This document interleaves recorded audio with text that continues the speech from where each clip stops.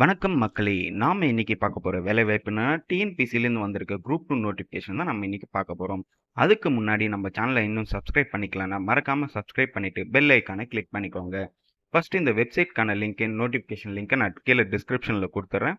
இந்த நோட்டிஃபிகேஷனை ஓப்பன் பண்ணிக்கோங்க. ஓப்பன் பண்ணீங்கன்னா, government technical service examination interview posters பத்தி தான் நம்ம இன்னைக்கு பார்க்க போறோம்.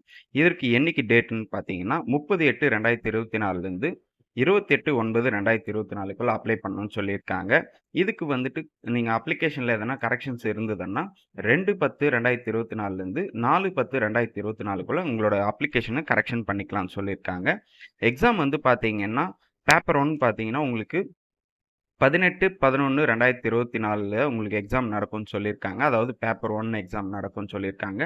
பேப்பர் 2 பார்த்தீங்கன்னா 18/11/2024லேருந்து 20/11/2024க்குள்ள நடக்கும்னு சொல்லியிருக்காங்க.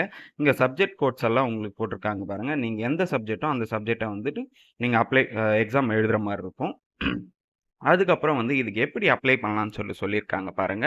நீங்க ஒன் டைம் ரிஜிஸ்ட்ரேஷன் கண்டிப்பா பண்ணணும்னு சொல்லியிருக்காங்க. ஒன் டைம் ரிஜிஸ்ட்ரேஷனுக்கு உங்களோட 10th mark sheet, Aadhaar card and phone number, mail ID compulsory வேணும். ஏன்னா வந்துட்டு ஆதார்ல லிங்க் ஆன ஃபோன் நம்பருக்கு தான் ஓடிபி வரும். ஸோ ஒன் டைம் ரிஜிஸ்ட்ரேஷன் பண்ணிட்டீங்கன்னா, அதுக்கப்புறம் உங்களோட அப்ளிகேஷனை வந்து நீங்க அப்ளை பண்ணிக்கலாம்னு சொல்லியிருக்காங்க. அதே மாரி கரெக்ஷன் விண்டோவும் உங்களுக்கு குடுத்துருக்காங்க பாருங்க. 3 நாள் வந்து கரெக்ஷன் பண்ணிக்கலாம். என்னைக்குன்னு பார்த்தீங்கன்னா, 2/10/2024லேருந்து 4/10/2024க்குள்ள கரெக்ஷன் பண்ணிக்கலாம்னு சொல்லியிருக்காங்க. அதுக்கு அடுத்து பார்த்தீங்கன்னா, போஸ்ட் அண்ட் வேகன்ஸீஸ் பத்தி பார்க்கலாம். Unit head and deputy general manager category பார்த்தீங்கன்னா, எந்த டிபார்ட்மெண்ட் குடுக்குறாங்கன்னா, தமிழ்நாடு சிமெண்ட் கார்ப்பரேஷன் லிமிடெட்லேருந்து ஒரு வேகன்சி உங்களுக்கு ப்ரொவைட் பண்றாங்க. இதுக்கு யார் பார்த்தீங்கன்னா, எந்த மாரி கேட்டகரியில இருக்கிறவங்க வந்து அப்ளை பண்ணலாம்னு சொல்லிட்டு, அதாவது எஸ்சி, எஸ்சியா, எஸ்டியா, பிசியான்னு சொல்லிட்டு இங்க டீட்டெயிலா போட்டிருக்காங்க. இத நல்லா படிச்சு பார்த்துட்டு அதுக்கப்புறம் அப்ளை பண்ணிக்கோங்க. இதற்கு சேலரி வந்து லெவல் 28ல குடுக்குறேன்னு சொல்லியிருக்காங்க. அடுத்து அசிஸ்டன்ட் ஜெனரல் மேனேஜர் ஃபினான்ஸ்லேருந்து பார்த்தீங்கன்னா, state industries promotion corporation of Tamil Nadu லிமிடெட்ல வந்துட்டு ஒரு வேகன்சி சொல்லியிருக்காங்க. மேனேஜர் மெக்கானிக்கல்ல பார்த்தீங்கன்னா, தமிழ்நாடு சிமெண்ட்ஸ் கார்ப்பரேஷன்லேருந்து உங்களுக்கு ஒரு வேக்கண்ட்டும், மேனேஜர் கெமிக்கல்ல ஒரு வேக்கண்ட்டு, மேனேஜர் எலக்ட்ரிக்கல்ல ஒரு வேக்கண்ட்டு, மேனேஜர் மார்க்கெட்டிங்கில் ஒரு வேக்கண்ட்டும், அதே மாதிரி டெப்யூட்டி மேனேஜர் மெக்கானிக்கல்ல பார்த்தீங்கன்னா 2 வேக்கண்ட்டும், டெப்யூட்டி மேனேஜர் எலக்ட்ரிக்கல்ல 3 வேக்கண்ட்டும், டெப்யூட்டி மேனேஜர் இன்ஸ்ட்ருமெண்ட்டில் வந்து 2 வேக்கண்ட்டும், டெப்யூட்டி மேனேஜர் சேஃப்டியில் ஒரு வேக்கண்ட்டும், டெப்யூட்டி மேனேஜர் மெட்டீரியல்ஸில் ஒரு வேக்கண்ட்டும், assistant general manager project investment வந்து பார்த்தீங்கன்னா ஒரு வேக்கண்ட்டும், காலேஜ் லைப்ரரியனில் 8 வேக்கண்ட்டும், காலேஜ் லைப்ரரியன் 9 வேக்கண்ட்டும், அதாவது ஹையர் எஜுகேஷனில் 9 வேக்கண்ட்னு சொல்லியிருக்காங்க. அக்கௌண்ட்ஸ் ஆஃபீஸர் வந்து பார்த்தீங்கன்னா, தமிழ்நாடு மைனாரிட்டிஸ் எக்கனாமிக் டெவலப்மெண்ட் கார்ப்பரேஷனில் ஒரு வேக்கண்ட் சொல்லியிருக்காங்க. அதே மாதிரி அக்கௌண்ட் ஆஃபீஸர் கிளாஸ் 3ல பார்த்தீங்கன்னா 8 வேக்கண்ட் சொல்லியிருக்காங்க. மேனேஜர் கிரேட் 3 வந்து தமிழ்நாடு இண்டஸ்ட்ரியல் இன்வெஸ்ட்மெண்ட் கார்ப்பரேஷன் வந்துட்டு ஒரு வேக்கண்ட் சொல்லியிருக்காங்க. சீனியர் ஆஃபீஸர் ஃபினான்ஸ் பார்த்தீங்கன்னா 6 வேக்கண்ட் சொல்லியிருக்காங்க. Automobile and engineering motor vehicle maintenance டிபார்ட்மெண்ட்லேருந்து ஒரு வேக்கண்ட்டும், veterinary assistant surgeon animal husbandry இந்த டிபார்ட்மெண்ட்லேருந்து 31 வேக்கண்ட்டும், அசிஸ்டன்ட் டைரக்டர் வந்து பார்த்தீங்கன்னா தமிழ் டெவலப்மெண்ட்லேருந்து 13 வேக்கண்ட்டும், அசிஸ்டன்ட் மேனேஜர் போஸ்ட் வந்து பார்த்தீங்கன்னா 2 வேக்கண்ட்டும் ஸ்டேட் இண்டஸ்ட்ரி ப்ரமோஷன் கார்ப்பரேஷன் லிமிடெட்லேருந்து சொல்லியிருக்காங்க. அசிஸ்டன்ட் மேனேஜர் மெட்டீரியல்ஸ் பார்த்தீங்கன்னா தமிழ்நாடு சிமெண்ட் கார்ப்பரேஷன் லிமிடெட் 3 வேக்கண்ட்டும், அசிஸ்டன்ட் மேனேஜர் டெக்னிக்கல் மெக்கானிக்கல்ல 4 வேக்கண்ட்டு, அசிஸ்டன்ட் மேனேஜர் சிவில்ல பார்த்தீங்கன்னா ஒரு வேக்கண்ட்டும், அசிஸ்டன்ட் மேனேஜர் மார்க்கெட்டிங்கில் பார்த்தீங்கன்னா ஒரு வேக்கண்ட்டும். ஸோ டோட்டலாக 105 வேக்கண்ட் வந்து சொல்லியிருக்காங்க. ஸோ நல்ல ஒரு வேலை வாய்ப்பு தான். கண்டிப்பாக இதுக்கு அப்ளை பண்ணுங்க. அடுத்து ஏஜ் லிமிட் பார்த்தீங்கன்னா, உங்களுக்கு காலேஜ் லைப்ரரியன் பார்த்தீங்கன்னா, மேக்ஸிமம் வந்துட்டு 57 வயசு வரைக்கும் இருக்கணும்னு சொல்லியிருக்காங்க. இதே பிடபிள்யூடி கேண்டிடேட்ஸ்னா 57, எக்ஸ் சர்வீஸ் மேன்னா 57, ஆதரவற்ற விதவைகள்னு பார்த்தீங்கன்னா, மேக்ஸிமம் ஏஜ் லிமிட் கிடையாதுன்னு சொல்லியிருக்காங்க. இதே மாதிரி மேனேஜருக்கு பார்த்தீங்கன்னா, manager, assistant manager and senior officer இவங்களுக்கெல்லாம் பார்த்தீங்கன்னா, 32 வயசு வரைக்கும் மேக்ஸிமம் ஏஜ் லிமிட்டும், பிடபிள்யூடி கேண்டிடேட்ஸ்னா 42 வயசு வரைக்கும், எக்ஸ் சர்வீஸ் மேனா இருந்தால் 50 வயசு வரைக்கும், ஆதரவற்ற விதவைகள்லாம் ஏஜ் லிமிட் கிடையாது. அதுக்கப்புறம் வெட்டினரி அசிஸ்டன்ட் சர்ஜனுக்கு பார்த்தீங்கன்னா 32 வயசு வரைக்கும், பிடபிள்யூடி கேண்டிடேட்ஸ்னா 42 வயசு வரைக்கும்,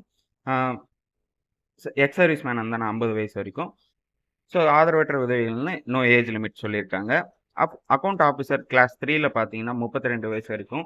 பிடபிள்யூடி கேண்டிடேட் வந்துட்டு 42 வயசு வரைக்கும். எக்ஸ் சர்வீஸ்மேன் வந்து 50 வயசு வரைக்கும் சொல்லியிருக்காங்க. அதே மாரி அக்கவுண்ட் ஆஃபீசர் பார்த்தீங்கன்னா 32 வயசு வரையும் தான் சொல்லியிருக்காங்க. அதே மாரி பிடபிள்யூடிக்கு வந்து நாட் அப்ளிகபிள்னு சொல்லியிருக்காங்க. ஸோ, அதுக்கப்புறம் வந்து அசிஸ்டன்ட் டைரக்டருக்கு 34 வயசு வரைக்கும். பிடபிள்யூடி கேண்டிடேட்ஸ் வந்துட்டு நாட் அப்ளிகபிள். அப்புறம் வந்துட்டு பார்த்தீங்கன்னா, எக்ஸ் சர்வீஸ் மேனுக்கும் 50 வயசுன்னு சொல்லியிருக்காங்க. அதே மாரி வந்துட்டு ஆதரவற்ற விதவைகளா இருந்ததுன்னா 39 வயசு வரைக்கும்னு சொல்லியிருக்காங்க. அடுத்து அசிஸ்டன்ட் ஜெனரல் மேனேஜருக்கு வந்துட்டு 47 வயசு வரைக்கும். பிடபிள்யூடி நான் அப்ளிகபிள்னு சொல்லியிருக்காங்க. அதுக்கப்புறம் வந்துட்டு எக்ஸ் சர்வீஸ்மேன் 47 வயசு வரைக்கும். ஆதரவற்ற விதவைகள் வந்து பார்த்தீங்கன்னா 47 வயசு வரைக்கும் சொல்லியிருக்காங்க. அசிஸ்டன்ட் மேனேஜர் போஸ்ட்டுக்கு 32 வயசு வரைக்கும். எக்ஸ் சர்வீஸ்மேனுக்கு 32 வயசு வரைக்கும். அ ஆதரவற்ற விதவைகளுக்கு 32 வயசு வரைக்கும்னு சொல்லியிருக்காங்க. ஆட்டோமொபைல் இன்ஜினியரிங் பார்த்தீங்கன்னா 37 வயசு வரைக்கும். இதுவே பிடபிள்யூடி கேண்டிடேட்ஸ் வந்து 47 வயசு வரைக்கும். எக்ஸ் சர்வீஸ்மேன் வந்து 50 வயசு வரைக்கும். ஆதரவற்ற விதவைகள்னா மேக்ஸிமம் ஏஜ் லிமிட் கிடையாதுன்னு சொல்லியிருக்காங்க. ஸோ ஏஜ் லிமிட்ட நல்லா பார்த்துட்டு அதுக்கப்புறம் அப்ளை பண்ணிக்கோங்க. இதுவே பிசி, எம்பிசி கேண்டிடேட்ஸ்க்கு பார்த்தீங்கன்னா, நோ மேக்ஸிமம் ஏஜ் லிமிட்ன்னு சொல்லியிருக்காங்க. நீங்க ஏஜ் லிமிட்ட வந்து யார் வேணா அப்ளை பண்ணிக்கலாம்னு சொல்லியிருக்காங்க. ஸோ நல்ல வாய்ப்ப யூஸ் பண்ணிக்கோங்க. அடுத்து என்னென்ன டாக்குமெண்ட்ஸ் வந்து கேட்டிருக்காங்க பாருங்க. 10th, 12th மார்க் ஷீட்டும், உங்களோட டிகிரி மார்க் ஷீட்ஸ வந்து கம்பல்சரி கேட்டிருக்காங்க. அதுக்கப்புறம் வந்து எஜுகேஷன் குவாலிஃபிகேஷன் பார்க்கலாம். அசிஸ்டன்ட் டைரக்டருக்கு பார்த்தீங்கன்னா, மாஸ்டர் டிகிரி முடிச்சிருக்கணும்னு சொல்லியிருக்காங்க. அதாவது தமிழ் லிட்டரேச்சர்ல மாஸ்டர் எம்.ஏ தமிழ் லிட்டரேச்சர் படிக்கணும்னு சொல்லியிருக்காங்க. ஆட்டோமொபைல் இன்ஜினியரிங் பார்த்தீங்கன்னா, ஆட்டோமொபைல் இன்ஜினியரிங் முடிச்சிருக்கணும்னு சொல்லியிருக்காங்க. இல்லன்னா டிப்ளமோ இன் ஆட்டோமொபைல் இன்ஜினியரிங் முடிச்சிருக்கணும்னு சொல்லியிருக்காங்க. அதுக்கப்புறம் வந்துட்டு ஒர்க் ஷாப் வந்து மெயின்டெயின் பண்ணணும்னு சொல்லியிருக்காங்க. அதுக்கப்புறம் வந்துட்டு பார்த்தீங்கன்னா, assistant general manager project investment பார்த்தீங்கன்னா, அ எம்பிஏ முடிச்சிருக்கணும்னு சொல்லியிருக்காங்க. அதுக்கப்புறம் வந்துட்டு 7 வருஷம் போஸ்ட் குவாலிஃபிகேஷன் எக்ஸ்பீரியன்ஸும் கண்டிப்பா கேட்டிருக்காங்க ஃபினான்ஸ்ல. அதுக்கப்புறம் வந்து அக்கவுண்ட்ஸ் ஆஃபீசர் பார்த்தீங்கன்னா, உங்களுக்கு வந்துட்டு பார்த்தீங்கன்னா, சார்ட்டர்ட் அக்கவுண்ட்ஸ் வந்து முடிச்சிருக்கணும்னு சொல்லியிருக்காங்க. அதாவது சிஏ வந்து முடிச்சிருக்கணும்னு சொல்லியிருக்காங்க. அக்கவுண்ட்ஸ் ஆஃபீசருக்கும் பார்த்தீங்கன்னா, சிஏ முடிச்சிருக்கணும்னு சொல்லியிருக்காங்க. ஸோ மேனேஜர் கிரேட் ஃபினான்ஸுக்கு பார்த்தீங்கன்னா, அதே சிஏ தான். சீனியர் ஆஃபீசருக்கும் சிஏ முடிச்சிருக்கணும்னு சொல்லியிருக்காங்க. அசிஸ்டன்ட் ஜெனரல் மேனேஜருக்கும் சிஏ முடிச்சிருக்கணும்னு சொல்லியிருக்காங்க. காலேஜ் லைப்ரரியனுக்கு பார்த்தீங்கன்னா, master degree in library science முடிச்சிருக்கணும்னு சொல்லியிருக்காங்க. வித் 55% மார்க்ஸ் இருக்கணும்னு கண்டிப்பான்னு சொல்லியிருக்காங்க. அடுத்து காலேஜ் லைப்ரரியன் பார்த்தீங்கன்னா, master degree in library or information science படிச்சிருக்கணும்னு சொல்லியிருக்காங்க.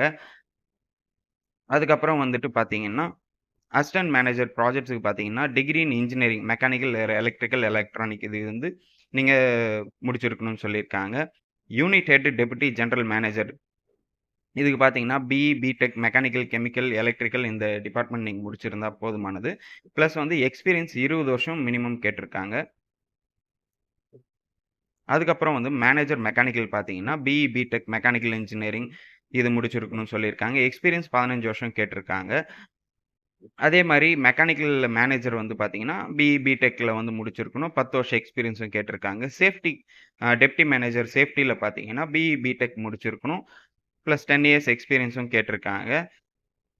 டெப்யூட்டி மேனேஜர் பிஇ, பிடெக் முடிச்சிருக்கணும்னு சொல்லியிருக்காங்க. மெக்கானிக்கல்ல. எக்ஸ்பீரியன்ஸ் 10 இயர்ஸும் கேட்டிருக்காங்க.